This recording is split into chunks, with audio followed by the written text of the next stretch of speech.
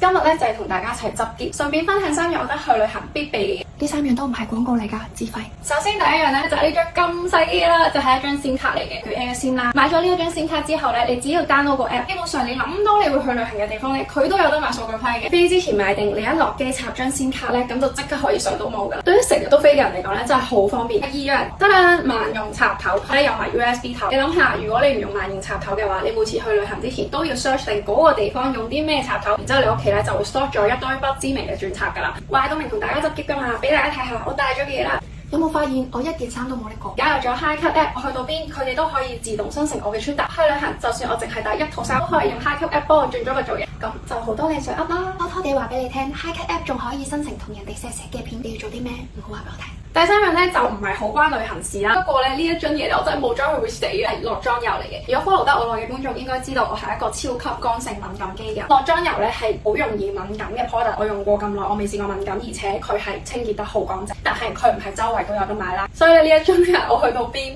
旅行我都一定要帶住佢。就咁啦，我又要飛啦。